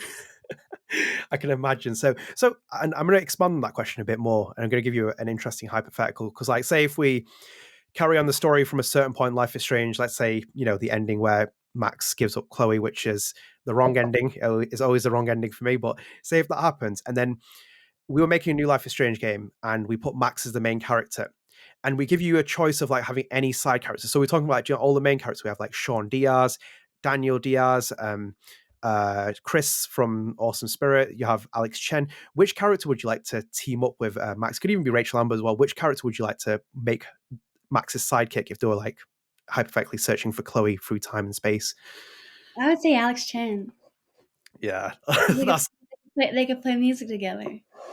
see, there we go. Yeah, I think that would be the dream for a lot of people. So great response. I'm going to go to the Cat Customs from YouTube, and it's Hannah. I just want to say, me and my sister, the Kitty Cat Customs. That's a great name. Love Max Caulfield, and we love replaying Life is Strange. And I love you, Mama, Mama, Mummy, every year. So, as I for think I know the kitty cat custom. That username sounds familiar to me. yes, it is. So just give me a second, because I believe that is the there was two of them there where I like clicked on it. So let me just quickly grab this. So I'm going to go to my posts. Apologies about that. Huh, it doesn't appear that. I believe there is someone there. So I'll let you answer this question. I'll dig it up on my phone. But as for the questions anyway, it was I want to know what age you started doing music. Oh, well, I took like I played the flute in middle school, and then I uh, took a few guitar lessons at age 16, and then I started playing on and off from age 22 to now. Dark Kittens was the other one. So it's Hannah probably knows me as Dark Kitty Cat Custom from Instagram. I just want to say, Hannah, you're an amazing person, and thank you for voicing Max Caulfield. And actually, Thank you. I'll answer. I'll put the questions in here now. What was your favorite part playing Life is Strange with Nick and Soken? And question 2: what is your favorite song from your album? Okay, my favorite part of playing Life is Strange was just like just being around Nick. He is such a character, and like his commentation, his commentary on every little thing that's happening in the game, it just cracks me up. And like his relationship with Eric, Soken, he is they just have like a really funny dynamic where they're like maybe he's annoyed by Nick, but Nick loves that he's annoyed and like wants to annoy him further. It's a funny little uh little sense of humor they got going on Yeah. there. And the second part was that what is your favorite song from your album? Well, which one? Well, it didn't specify, so this is why I'm a bit like cross Oh, that. So would we? We can't know the songs, can we? What about from the other two albums? Which were the ones that will stand out? I guess hmm. I don't know about my favorite song on Hollow Glow. I guess Never Done maybe. I don't know. I just like the guitars in that, and then I like the guitar part in Winter Coat, like the big instrumental break in that song. And then Walking Away from the Dream, I like the song Magic. Very nice. So there we go. We'll move on to Dennis Coper Drap from Facebook. So this was, dear Hannah, are there some key musicians or music slash songs slash music that have influenced you and shaped you in some way? And do they have any influence on the music you compose and write? Yes, so much. Yeah, I'm first and foremost, before being a musician, I'm a music fan. And I never imagined playing music was even a possibility for me. It just seemed to so like lofty and impossible and like cool. And so I'm first and foremost a fan. And the only reason why I do this is because I've heard other people's music and it's affected me and it makes me want to play too. So lately, I'm most inspired for the past maybe like 5 years. I've been really inspired by the war on drugs. Mhm. The just like the emotive guitar solos and like the driving energy of I just love that. I love the themes that he talks about in his lyrics. And let's see, I also like growing up. I was really into Elliott Smith, The Magnetic Fields, Belle and Sebastian, um, like The Cure, and Cocteau Twins, and all kinds of like 80s and music. But so 80s and 90s, and now I'm kind of getting really into 60s and 70s music from all around the world. So that definitely plays into it as well. Amazing. And we're going to go into, I'm going to stick here because I'm going to go straight into the next question, which was from Clark's from Twitter. Thank you again as well. Follows the channel, watches a lot of the videos. So your music seems to have a beautiful element of dreamy nostalgia and always puts me in a terrific mood. It also feels like your work could actually be in a Life is Strange game. Do you think Life is Strange influenced your style, and does it still to a degree? Oh yeah. The thing that before for a long time, the thing that made me most proud of Life is Strange was the soundtrack Mhm. of the original game. There were so many artists on there that I had spent a lot of time listening to and idolizing, and so that's definitely um, that definitely had a big influence on me. Mhm. And I'm trying to think of like the specific ones. Oh yeah, well, Sparkle Horse and Bright Eyes, Mogwai, um, all of that music is stuff that I grew up thinking was amazing. I had like a Mogwai CD insert on my wall growing up. So that was really exciting, and so it definitely did inspire me. Very good shouts. So we're going to skip past the next two questions. Apology, Gustavo and Zake Pernell, because we've talked about would Anna like to compose music for Life is Strange game, and would you like to make a soundtrack for Life is Strange game? I do apologize, I forgot they were in the actual list, but we've spoken about those, so we've addressed those questions. This is from Brian Stuckey from Twitter. They said, "Hey Hannah, big fan. Would you ever take your music on tour? Where would you want to tour the most?" Yes, I know Brian Stuckey. I remember him from Instagram. Hey Brian, I would thank you for your question. I would want to go on tour. Absolutely. It's a huge dream of mine. Definitely going to make it happen before I'm not able to anymore. And I would most like to go to Europe. Ooh, it's very good. Any specific countries in Europe? I really want to go to Paris and Prague. Oh, you missed off the best one, England. Well, yeah, Paris and Prague are good. Good shouts. Good shouts. I won't take up on that. So this one's going to come from Rayon811 from YouTube, which was, what do you think about Life is Strange 2? I think that it's focused on two brothers, right? Yes, so we have Sean and Daniel Diaz. Yes, I liked that they switched it up and focused on two male main characters in a way that was like poignant and touching. And I don't know that much of the story, but I do know that they covered a lot of themes that Life is Strange originally didn't get to. Mhm. But I feel like the Life is Strange world is slowly creating representation for any kind of experience that there is. There's going to be someone that has that on in the Life is Strange game to share with an audience member. Um, so I think I applaud it. Oh, Absolutely. I love Life is Strange 2. This is like one of the most divisive entries in the franchise, even as much as probably BTS for me. And I kind of want to ask you, like, were you surprised that Max never had more than one story? Because obviously you have the comic series, we see another story across, and then this one, don't know, went in the completely different direction of like setting up these two characters in the same universe, completely one. Did you ever, when you were playing Max, and like by the end of it, did you ever have an inkling that they might do a sequel of Max in it, or was that something that never crossed your mind? It definitely crossed my mind because I really wanted it to happen, and I had like a lot of hope. Well, I didn't. I don't know.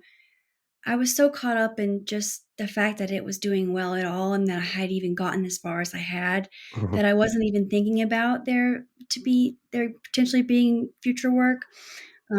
But when it came around to people talking about that, Dontnod was really firm and adamant about the fact that was the end of the storyline. So I kind of was like, oh, okay. I just kind of took that as the law.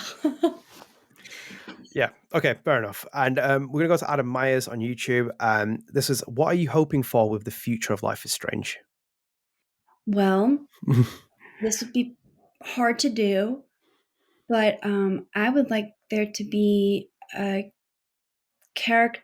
I would like there to be a lead character in the game that where you're playing as like the maxed character in a new Life is Strange game would be someone who struggles with mental illness because Nathan Prescott struggles with mental illness, and he's like the main um, character that has that issue, and he is portrayed in a really negative light, like in a hopeless light Mhm. almost.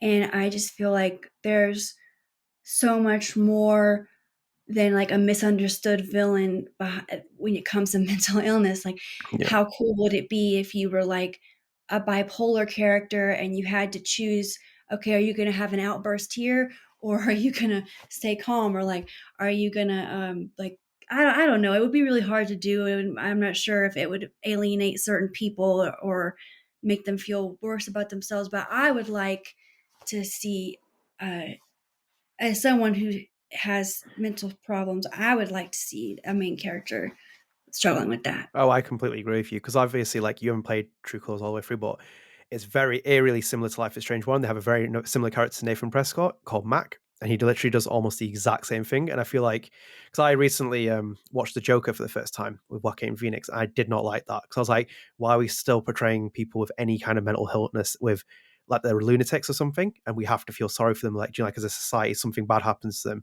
you know, there are people with mental illnesses live life perfectly normal, and like they have like their issues, but they can deal with it themselves. And I always find that, I always look in the medium, there's some great portrayals, like when I watch Homeland, the main character in that has bipolar, and she's Yes, fantastic. that's my favorite Yeah, performance of all time. brilliant, isn't it? Like, I remember watching because I remember Barack Obama saying it was his favorite TV show.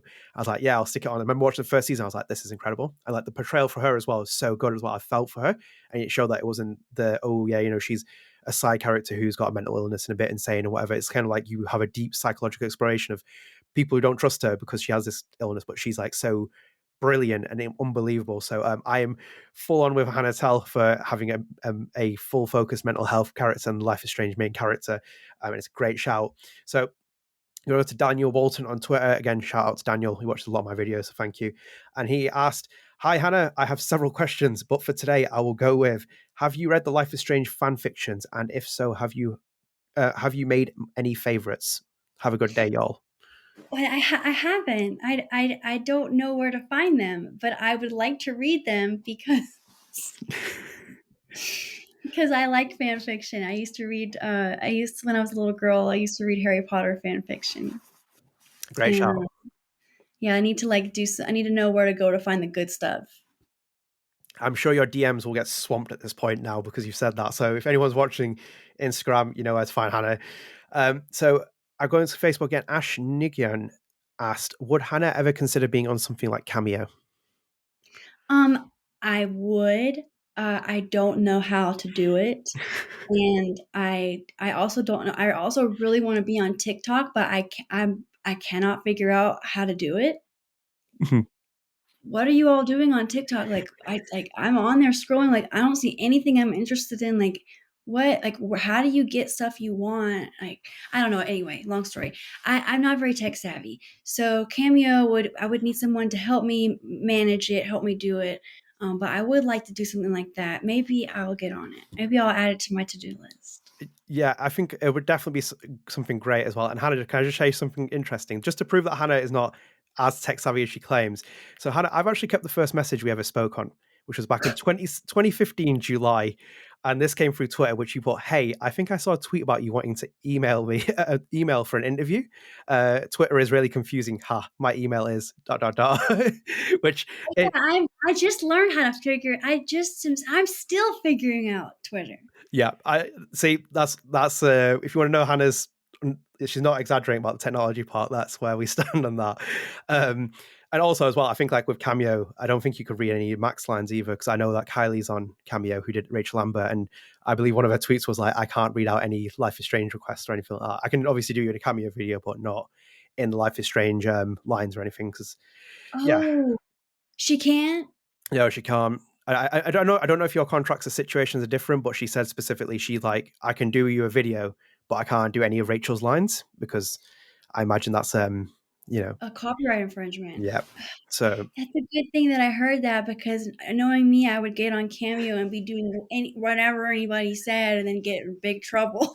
yeah, that's I imagine that, I think she might have found out that from someone. I don't know where, but I remember she put that. So Hannah, we're gonna go to the final question. I'm gonna take it from Cycle Live again, which is again through YouTube. Is there anything that you have yet to do that you know you want to do? If yes, what is it and why? Yes, there's so many things I want to do. I'll just give you like a quick rundown. Go for it. I really want to become fluent in French and do French acting. I really want to write and direct and star in my own project, whether it's like a short film or something or a pilot, I don't know. I really want to read all the books on my bookshelf. And I want to I want to be able to shred on guitar. That's an amazing list. That's a great list. And Hannah, before I close out, I actually forgot to ask you something, and I kind of want to mention it now because, like, you've mentioned French, you mentioned the Japan at the beginning. Obviously, like, it's easy to forget. Like I always say to people, like, you know, those three actresses that brought Max to life through body motion capture and voice acting, but also there's many more Maxes through localization of languages. Has there ever been anything in your mind to go and see what their performance is like of Max? Oh, I don't even know about that. So like, there's a French Max? I'm going to be pretty convinced there is a French Max. There's definitely a Japanese Max. And I think someone asked this word Day, and I think she's going to try and do a series where she watches Japanese Day and Japanese Kate Marsh actually. But there's definitely a Japanese Max. And I think there might be a French one. I'd probably be safe to assume that. Maybe she and I can check that out together when we're on our stream. Yep, that'd be so cool. So Hannah, thank you so much. We're gonna jump back to the outro, so I'm bring Adam back in, and we're gonna finish off the show. But it's an absolute pleasure having you here. Where can they catch your music? This new song, Four Leaf Clover. Where's the best place for people to go? It's available on all digital download sites: Apple Music, iTunes, Amazon Music. You can get it at Bandcamp.com.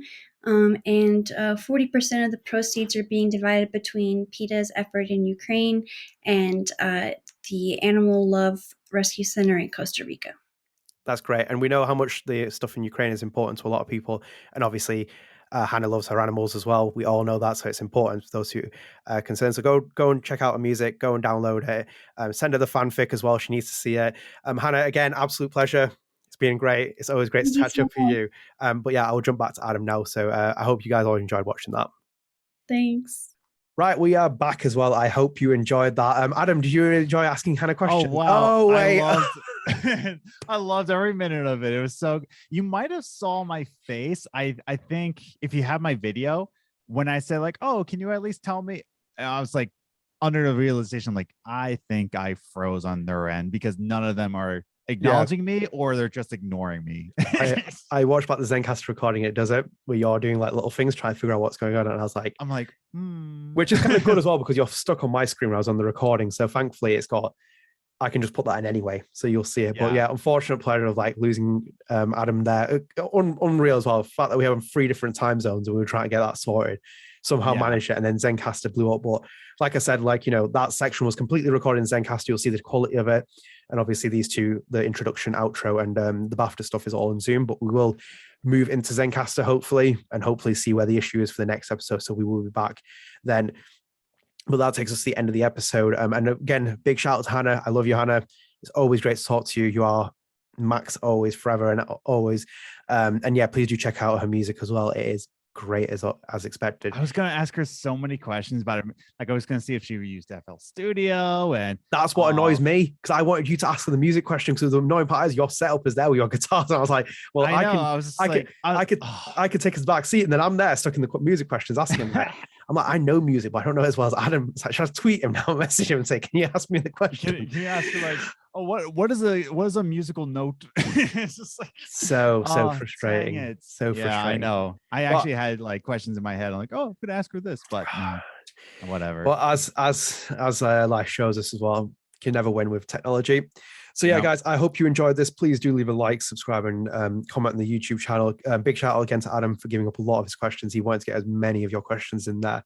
And yeah, please do support the YouTube channel. It means a lot. It's really a small channel, so it's always good to have people giving it a support and follow, and even just one watch is always helpful. But yeah, as a reminder, we are on podcast services, so do check that out as well, including a video version now on Spotify, so you can watch it there if you want to. We will be back in the next episode, which will be around April time. As I said, we recorded this early. It'll go out in a regular slot, but then we'll be back in April for that. But yeah, do check out Life After Strange in the meantime. And obviously there'll be more hopefully interesting content coming in April. Until then, we will see you later, guys. Later.